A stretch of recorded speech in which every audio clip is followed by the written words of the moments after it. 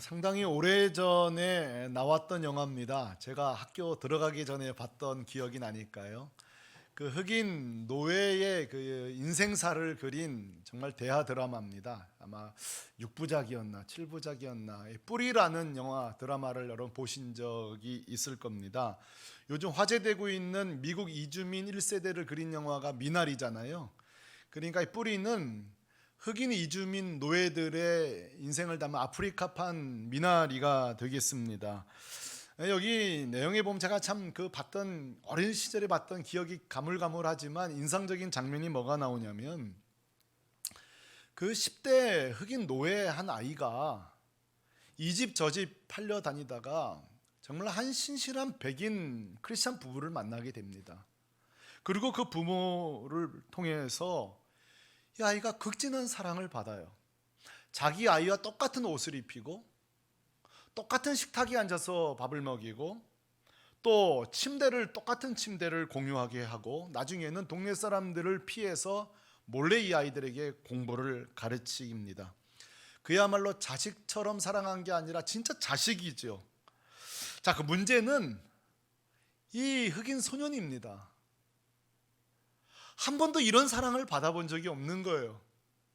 주인 그러면 그 채찍 끝자리에 달린 쇠고리가 달린 채찍으로 등이 혈관이 터질 정도로 매만일을 주는 이 고통을 주는 사람이 주인인데 이 주인이 잘해줄 때마다 불안합니다. 왜 잘해주지?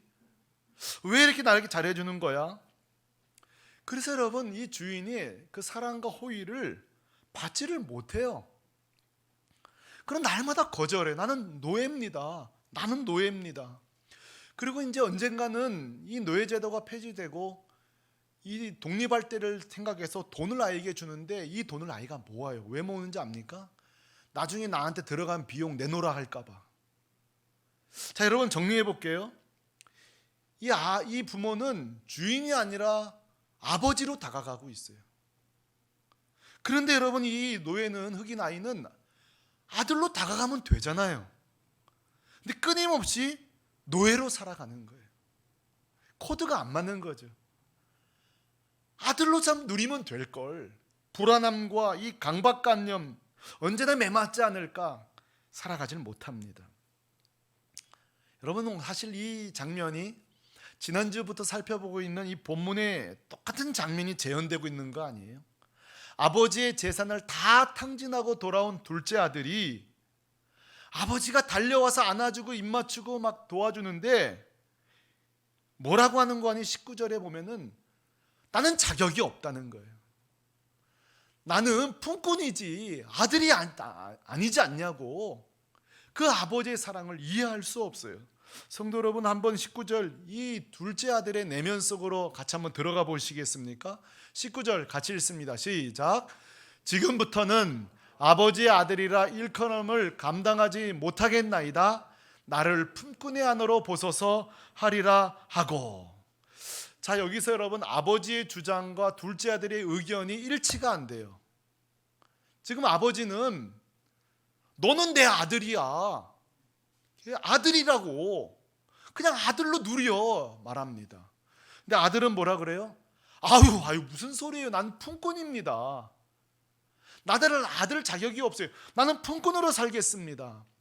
한편으로 이해가 되어져요. 왜냐하면 유대인들의 그 관습의 보상, 손실보상법에 의하면 당장 갚을 게 없는 이 유대인들이 품꾼으로서 그 빚을 탕감해 나가는 인생을 살아갑니다. 그러니까 이 둘째 아들은 그 돼지치는 때부터 이 사과를 이렇게 연습한 거예요. 내가 돌아가면 아버지, 나는 품꾼으로 앞으로 내 행위에 대한 죄값을 치르면서 살아가겠습니다. 자, 여러분 어떻게 생각하세요? 그 흑인 10대 소년, 이 둘째 아들 공통점이 뭐죠? 아버지로 다가오는데 주인으로 맞이하는 거예요. 아들로 웰컴하는데 노예로 살아가는 거예요. 자, 여러분 이 둘째 아들에 대해서 오늘 본문의 아버지는 어떻게 생각하셨을까요? 거참 잘 됐네. 요즘 일손 모자랐는데 저놈 저거 품꾼으로 쓰면 지금 잘 써먹겠는 걸 여러분 그러셨을까요? 아까는 둘째 아들 내면으로 한번 들어가 봤는데요. 지금 한번 아버지 내면 속으로 여러분을 초대합니다. 자, 22절에 진짜 이 아들을 품꾼으로 맞이했는지 아들로 맞이했는지 한번 읽어보십시오. 확인해 보십시다. 시작. 아버지는 종들에게 이르되 제일 좋은 옷을 내어다가 입히고 손에 가락지를 끼우고 발에 신을 신기라. 여러분 저 부분을 계속 주목하십시오. 만약에 아버지가 옳거니 품꾼으로 맞이했다면 작업복을 줘야 됩니다. 품꾼이었다면, 노예였다면 저는 또 밤에 저 도망칠지 몰라 착고를 채워줘야 됩니다. 당시의 노예는 신을 신지 않습니다. 근데 보세요, 작업복입니까? 제일 좋은 옷이에요. 여러분 유대의 그 어법상 제일 좋은 옷은 아버지가 자기 옷을 줬다는 뜻이에요. 자기 옷을 줬다는 뜻이에요. 무슨 말이에요? 너가 나고 내가 너다 이 말이에요. 내가 네 아버지다. 너가 내 특권을 갖게 됐다. 여러분 착고가 아니라 가락지. 여러분 지금도 사랑하는 사이끼리 반지 주고받죠? 사랑 안 하는데 직원한테 반지 줘요, 여러분? 아들한테 주는 거, 사랑하는 자에게 주는 거예요. 또 그 당시에 반지는요, 법권 권리를 행사할 수 있는 인장 반지예요. 도장이라고요, 도장. 하인한테 인감증 도장 내어줍니까, 여러분? 뭔 말이에요? 너는 이제 결정권을 가진 내 아들이야, 그 말이에요. 신을 신겼다는 거 뭐예요? 인격을 주는 거예요. 넌 더 이상 노예 1, 2 넘버링을 해주는 게 아니라 이름을 주고 있는 거예요. 자, 아버지의 태도를 보세요. 아들은 나는 품꾼이면 족합니다. 그런데 아들은요, 아버지는요, 아니야. 넌 내 아들이야. 그럼 내 빚은요? 내 빚은요? 탕감해 주는 거죠. 다 빚 없음 해주는 거죠. 여러분 아버지가 오늘 이 본문이 10년 20년 뒤 품꾼으로 빚을 다 갚아서 이 장면이 왔다면 아들의 행위로 받아진 겁니다. 그러나 지금 만나자마자 했다면 아들은 한 일은 아무것도 없어요. 아들의 행위는 한 방울도 들어간 게 없어요. 아들은 한 일이 없다고요. 근데 왜 이런 일이 벌어졌죠? 어떻게 이런 일이 벌어지죠? 20절 때문에 그렇습니다. 아버지의 결정이에요. 용서는요, 용서할 수 있는 자가 결정하는 거, 그 방법도 결정하는 거예요. 여러분 20절 같이 읽어봅시다. 어떤 이런 용서가 가능했는지. 시작. 아버지가 그를 보고 치근히 여겨 달려가 목을 안고 입을 맞추니. 여러분의 시선을 저 밑줄 치고 노란색으로 컬러링되어 있는 치근이란 단어에 집중시키고 싶습니다. 여러분 저 치근이란 단어는 제가 설교 시간 누차 얘기한 아주 중요한 헬라어예요. 스프랑크 니조마이. 스프랑크 니조마이란 뜻은 아무것도 갚을 길이 없는 자에게 베푸는 은혜를 말하는 거예요. 불쌍히 여기는 거예요. 여러분 이 단어가 신약 성경에 여러 차례 쓰였는데 언제 쓰였는지 한번 들어보시면 감이 올 거예요. 나병 환자를 보고 스프랑크 니조마이 하셨어요. 시각장애자에게 스프랑크 니조마이 하셨어요. 아들이 없는 과부에게 스프랑크 니조마이 하셨어요. 오늘 빈털털이 된 둘째 아들에게 스프랑크 니조마이 하셨어요. 불쌍히 여기셨어요. 자, 이 공통점, 나병 환자, 시각장애, 과부 잃은 아들 잃은 과부, 오늘 둘째 아들, 공통점이 있습니다. 지금 당장 할 수 있는 게 아무것도 없는 사람이에요. 나병 환자가 뭘 할 수 있어요? 눈이 안 보이는데 뭘 할 수 있어요? 아무것도 할 수 없어요. 이 사람들은 철저한 은혜가 필요한 사람들이에요. 한 방울도 자기가 할 수 없는 사람들이에요. 무능한 자들이에요. 여러분 이 나병 환자, 시각장애자들이 주님 찾아가서 뭐 치료비를 내고 치료받아서 아니에요. 거저 치료해 주셨어요. 거저 준 거예요. 거저 줬다고요. 우린 이것을 은혜라고 합니다. 오늘 둘째 아들이 용서받은 거요, 이 둘째 아들의 품삯 아닙니다. 행위 아닙니다. 아버지의 스프랑크 니조마이, 은혜예요. 용서함입니다. 여러분 오늘 이 말씀은요, 구원받은 성도에게는 가장 중요한 말씀 중에 하나입니다. 왜 그런가요? 오늘 이 둘째 아들이 탕감받은 것과 똑같이 우리의 구원 스토리가 100% 일치하기 때문에 그렇습니다. 자, 여러분 우리 스스로 한번 자문해봐요. 저와 여러분은 죄인입니다. 동의하십니까? 우린 죄인입니다. 그런데 여러분, 우리 죄를 어떻게 용서함 받으셨죠? 목사님, 저는 제 죄값을 다 치렀습니다. 그런 분 있으십니까? 여러분 중에 죄값을 스스로 다 행위로 치르신 분 있냐고요? 근데 어떻게 여러분, 우리는 아멘, 저 구원받았습니다, 죄사함 받았습니다, 어떻게 말할 수 있죠? 하나님이 죄값을 치러주셨잖아요. 우리는 거저 받았지만 하나님은 톡톡히 값을 치르셨습니다. 그 값이 뭐예요?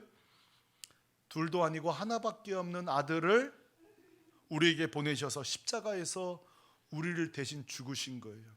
오늘 둘째 아들에게 새 옷을 입혔다 그랬어요. 여러분, 이 십자가에서 놀라운 일이 벌어졌습니다. 예수님의 의의 옷을 우리에게 입혀주시고, 아멘이십니까? 우리의 더러운 옷은 주님께 입혀졌어요. 이런 엉터리 거래가 어디 있습니까? 이런 말도 안 되는 물물교회원이 어디 있냐고요? 어떤 바보 멍청이가 가장 나쁜 것과 가장 좋은 것을 바꾸겠냐고요? 우리 하나님은요, 우리의 죄를 가져가시고 아들을 주셨어요. 그러므로 사랑하는 성도 여러분, 로마서 3장 24절은요 정말 복음과 이 구원의 핵심입니다. 같이 한번 여러분 은혜 가운데 저 말씀을 읽어보십시다. 시작. 그리스도 예수 안에 있는 속량으로 말미암아 하나님의 은혜로 값없이 의롭다 하심을 얻은 자 되었느니라. 여러분, 저 말씀 보세요. 그리스도 예수 안에 있는 속량으로, 저 말이 뭐예요? 죄값을 치렀다는 거예요. 값을 치렀다는 거예요. 그러니까 우리가 한 건 뭐예요? 또 값을 치를 필요가 없어요. 그러니 뭐예요? 은혜로 값없이 의롭다함을 얻은 거예요. 여러분 기억나세요? 요한복음에 보면 예수님이 마지막 숨을 거두시기 마지막 포도주를 받습니다. 그리고 나서 헬라어로 이렇게 말해요. 테텔레스타이. 테텔레스타이. 한번 따라 하실래요? 내가 다 이루었다. 뭘 이루셨다는 거예요? 우리의 구원을 다 이뤘다는 거예요. 내가 구원을 반 이뤘고 너희들이 살아가면서 믿음으로 행함으로 사는 자는 구원하겠다. 2분의 1 이루신 게 아니에요. 십자가에서 우리의 구원을 다 이루신 거예요. 요즘 저희 큰딸이 제빵 학원을 다니면서 집에서 이렇게 빵을 만들어줘서 얼마나 행복한지 모르겠어요. 여러분, 우리 가정에서도 이 빵 만드는 분들이 있는데요, 예를 들어서 여러분 한 배우자의 생일이라고 해서 아내가 그 유튜브 보면서 없는 실력 발휘해서 일주일 동안 실패하면서 빵을 케이크를 만들어 딱 왔다고 쳐봅시다. 여러분 표정에 지금 나는 저날이 언제 오나 이런 표정들이신데요. 여러분, 아내가 해왔다고 봅시다. 이 아내는요 남편이 오기만 기다린 거예요. 아, 이 케이크를 보고 내 남편 얼마나 기뻐할까 하고 초를 켜고 막 축하를 합니다. 근데 갑자기 남편이 지갑을 꺼내서 얼마야? 2만 원이면 충분하겠는 거 모양새 보니 뭐 3만 원까지는 아닌 것 같고. 자, 여러분 이렇게 얘기했을 때 그 아내는요 정말 모욕감을 느낄 거예요. 몇 분은 좋으신가 본데 돈 주시면은. 정말 그러시기에 그런 표정이요? 모욕감을 느끼죠. 아니 여보, 아니 이거 내가 당신한테 파는 게 아니라니까. 내가 선물 주는 거야. 내 사랑이 담겨 있다고. 알았어, 3만 원 알았어. 2만 원 안 되겠구만. 이게 값을 올리려고 이러는 거예요, 여러분. 여러분, 이 돈을 꺼내서 그 사랑을 값을 치른다는 것처럼 상대방을 모욕을 주는 행위가 어디 있습니까? 오늘날 우리가 똑같아요. 우리가 십자가에서 우리의 구원을 예수님이 다 이루셨는데 또 다시 행위로 우리의 값을 치르려고 한다면 이것은 하나님의 사랑에 대한 모독입니다. 십자가의 사역을 무효화시키는 겁니다.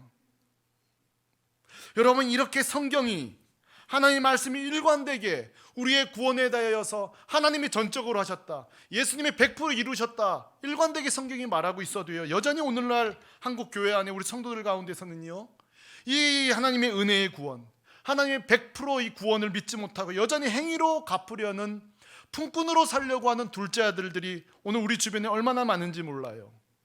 구원의 값을 치르려는 분들이 너무 많아요. 예를 들어 보겠습니다. 예수님이 나를 위해 죽으셨다는 거 은혜는 되지만 진짜 하나님 내 죄, 내 그 죄가 이게 만만치 않은데 이 죄를 진짜 주님 용서하실까? 둘째 아들입니다. 이게 둘째 아들이에요. 예수님의 보혈임은 진짜 충분할까? 이 다 이루셨다는 게 진짜일까? 그래서 자꾸 뭔가 이 하나님 마음을 얻기 위해서, 내 과거의 죄를 만회하기 위해서 뭔가 자꾸 행동을 하고자 원하는 사람들, 둘째 아들입니다.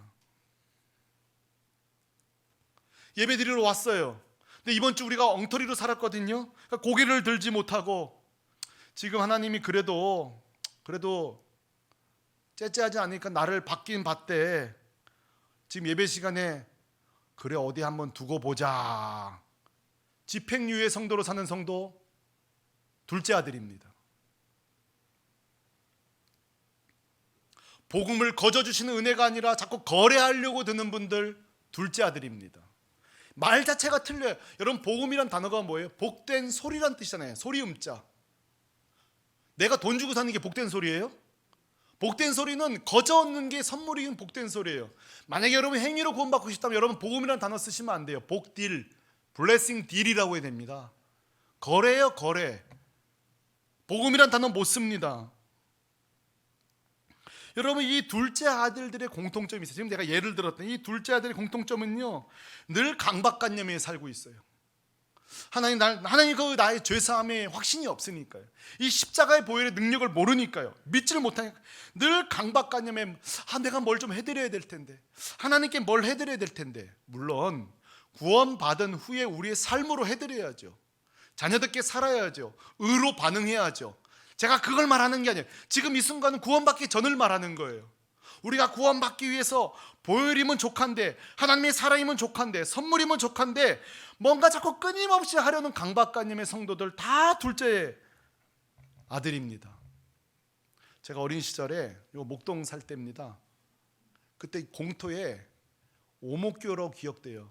동춘 서커스단이라고 왔습니다. 이 동춘 서커스단 아시는 분들은 오래 사신 분들입니다. 이 동춘 서커스단에서 왔는데, 와, 막 깜짝 놀랐어요. 그 서커스가 얼마나 재미있어요. 그 당시에 제 눈을 사로잡았던 것은요, 어떤 나이 드신 분이요, 그 기다란 작대기에 접시를 돌리는 거예요. 접시 아시죠? 접시 돌리기 해보셨나요? 우리도 해봤을 거예요. 저 접시를 돌리는데 우리가 막 박수를 환호하니까 갑자기 또 두 개를 돌리기 시작해요. 박수 소리가 막 커질수록 3개, 4개, 5개를 막 돌려요. 여러분, 행위 구원론자들은요, 바로 저 접시 돌리기가 똑같습니다. 뭔가를 계속 하나님 내 구원을 위해서 돌리는 것과 똑같아요. 질문하겠습니다. 여러분, 저 서커스 단원들이요, 몇 분 할 수 있을까요? 저 공연을 몇 분 할 수 있을까요? 금세 탈진할 겁니다. 여러분, 우리가 행위로 구원받는다면, 내가 지은 죄를 행위 하나로 상쇄시키기 위해서 행위로 구원받는다면 여러분 언제까지 하실 수 있을까요? 상쇄나 할 수 있을까요? 그 죄를 갚기나 할 수 있을까요? 언제까지 하실 수 있을까요? 또 용서 안 받아야지, 성가대 서야지. 용서 안 받으려면 11조 양을 늘려야지. 용서 받으려면 찬양팀 오전만 서선 안 돼, 오후에도 서야지. 계속 접시를 돌려갑니다. 우리 모두 다가 자력 구원자들이에요. 행위 구원자들, 율법 구원자들이에요. 내가 봉사할수록 하나님이 환호하는 것처럼 느껴져요. 그리고 집에 돌아가면서 오늘은 다소 하나님이 날 좀 좋게 보실 거야, 안심하고 집에 돌아갑니다. 여러분, 그때에 꼭 붙들 말씀을 이 아침에 소개하게 되어 기쁩니다. 에베소서 2장 8절 말씀입니다. 똑똑히 이 말씀을 새기시기 바랍니다. 큰 소리를 읽겠습니다. 시작. 너희는 그 은혜에 의하여 믿음으로 말미암아 구원을 받았으니 이것은 너희에게 난 것이 아니요 하나님의 선물이라. 9절도 같이 읽어. 시작. 행위에서 난 것이 아니니 이는 누구든지 자랑하지 못하게 함이라. 아멘이십니까? 아멘. 아멘. 우리의 구원은 은혜입니다. 오직 예수입니다. 오직 은혜입니다. 우리 샘물교회 교우들 여기서 벗어나지 않기를 바랍니다. 저는 지난주에 한 성도와 대화하면서요, 눈물이 났어요. 우리 교회 저를 울리는 성도들이 참 많습니다. 허락만 해주면 예배 시간에 다 소개하고 싶을 정도로. 어떤 분이 그래요. 목사님, 자기네 교회 오는 게 너무 좋대요. 그래서 뭐가 그렇게 좋으냐고. 여러분 교회 오는 게 좋으십니까? 한번 물어보세요. 나는 우리 교회 오는 게 왜 좋은가? 자, 이분을 소개하면 이분은 자기는 우리 교회 오는 게 너무 좋대요. 그래서 궁금하잖아요. 목사로서 뭐가 좋은가 했더니 하시는 말씀이, 매주 교회 올 때마다 하나님이 나를 얼마나 사랑하신지를 찬양 시간에 깨닫고 말씀을 들으면서 깨닫는다는 거예요. 또 하나, 예수님이 세상에 날 위해 죽으셨다는 게 이 논리적으로 이해 안 되는, 그래 내 죄가 사해지는 이 논리적인 이해도 안 되는 게 사실이라는 게 너무 감사하다는 거예요. 그러면서 하시는 말씀이, 목사님, 교회에서만 들을 수 있는 말씀을 들을 수 있어서 자기는 너무 행복하다는 거예요. 그래서 돌아갈 때 또 한 주를 살아간다는 거예요. 제가요 막 눈물이 나더라고요. 그래서 저한테 그래요. 목사님, 교회에서만 들을 수 있는 복음을 설교해 주십시오. 얼마나 고맙든지, 얼마나 제가 힘이 나든지.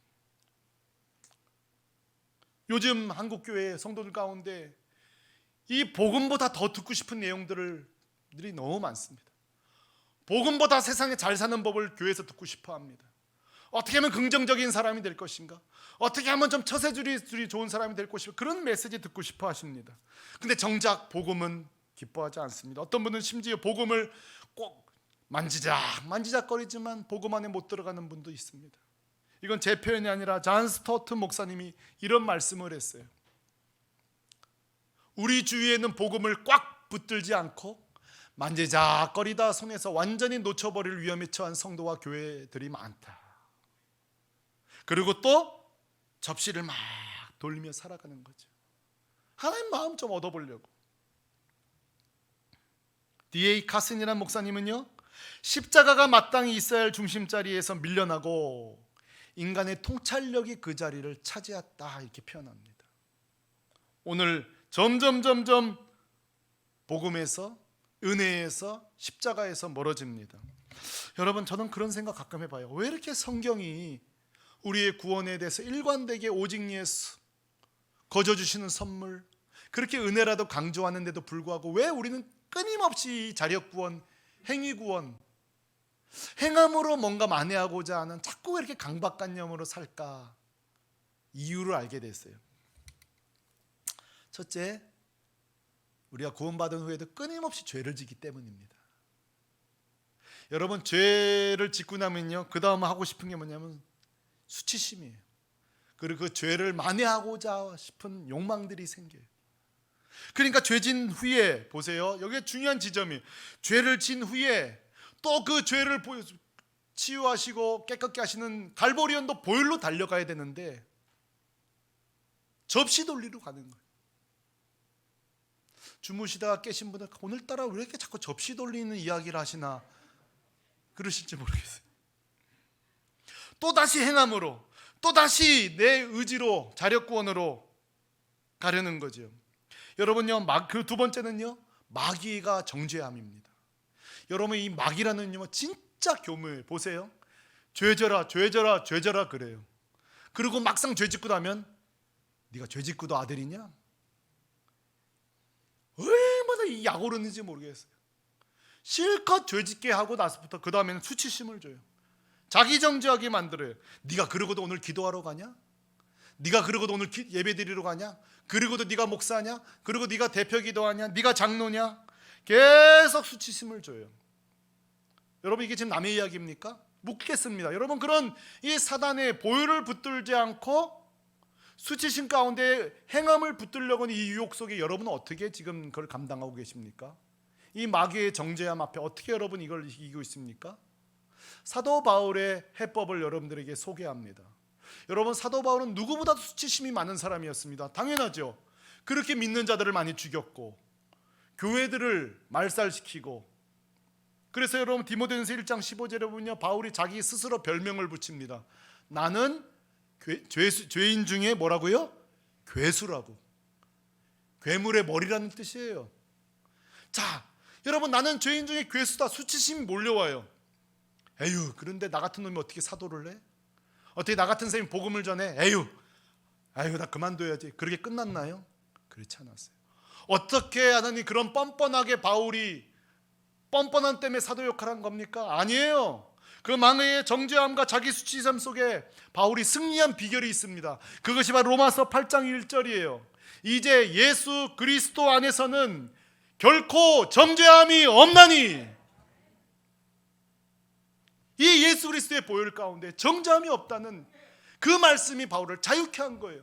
죄수가 은혜를 붙든 거예요. 괴수가 십자가를 붙드는 거예요. 여러분, 매주 주일 올 때마다 자기 꼴을 보지 마세요. 오늘 내가 찬송할 자격이 있는지, 대표 기도할 수 있는 자격이 있는지 자기 꼴을 보지 마세요.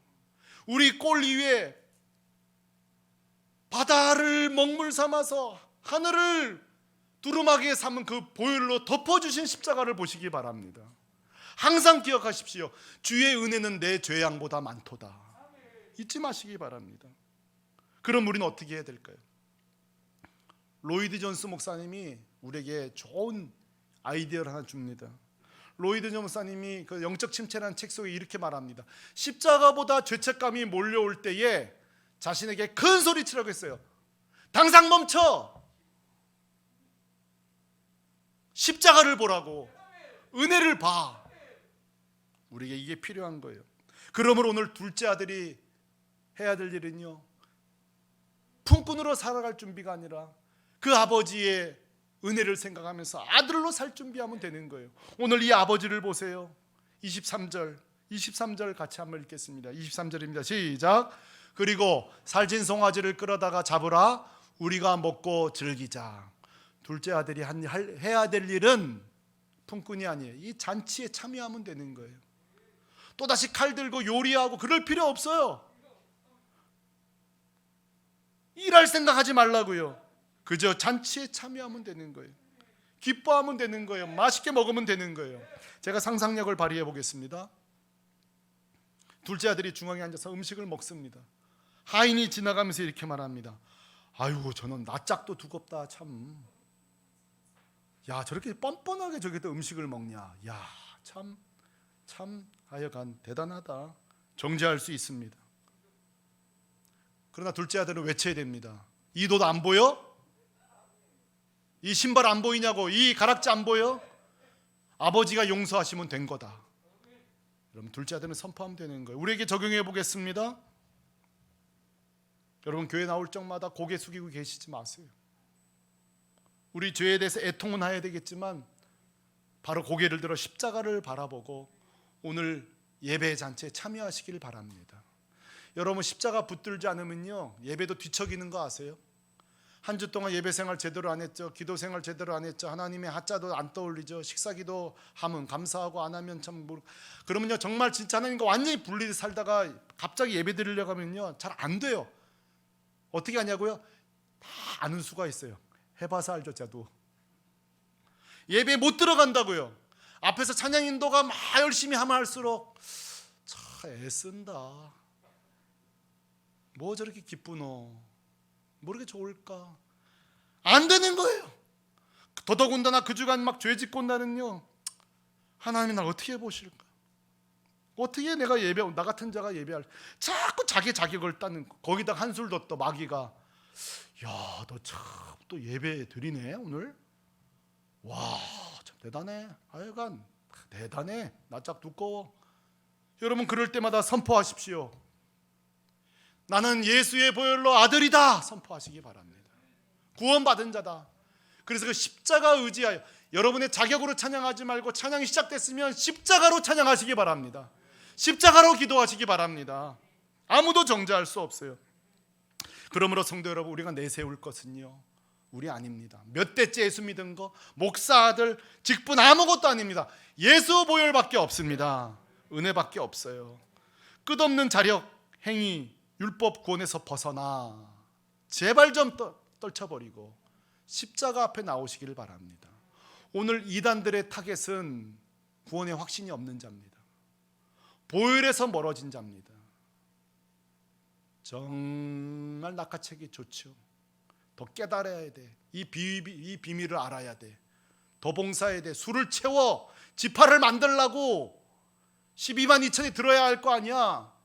이래가지고 되겠어? 하늘문 닫혀. 계속 꼼짝달싹 못하게 합니다.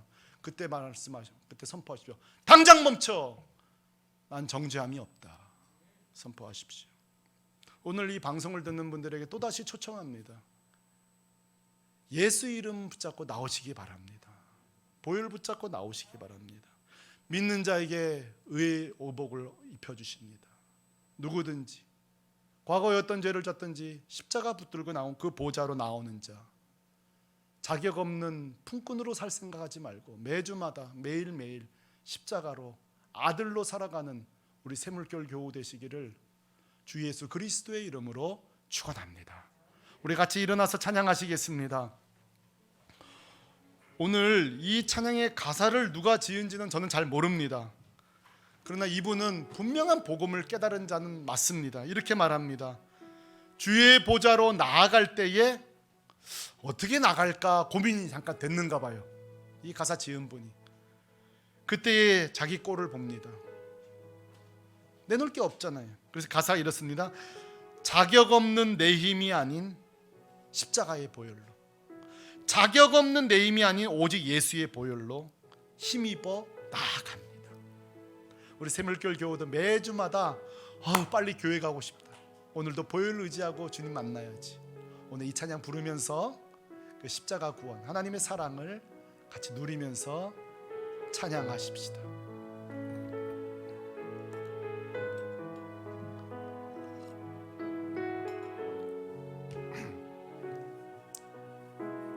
주의 보좌로 나아갈 때에 주의 보좌로 나아갈 때에 어떻게 나갈까요? 여러분 십자가밖에 없지 않습니까? 나를 구워 주의 십자가 그것을 믿으며 우리 다시 한번 고백하십시다. 주의 보좌로 나아갈 때에 주의 보좌 우리 자신을 보시면 안 돼요. 나 여전히 나를 품으신 주의 십자가 나를 품으신 주의 그 그것을 믿으며 그렇습니다. 우리는 원래 자격이 없습니다. 자격 없는 내 힘이 오직 예수님의 보혈 자격 없는 내 힘이 아닌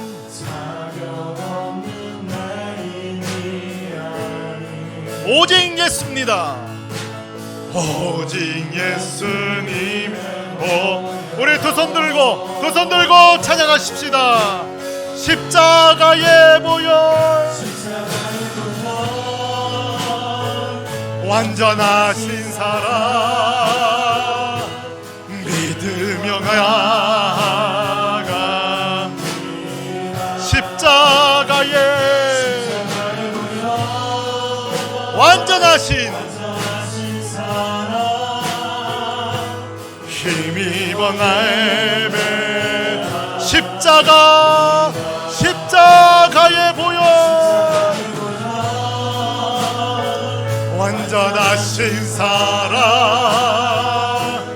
힘입어 나아갑니다. 아멘 나의 보혈 완전하신 사랑 힘입어 예배합니다. 사랑하는 성도 여러분, 제 이야기를 잘 들어주시기를 부탁합니다. 저는요 떠오르기 싫은 죄악이 있습니다.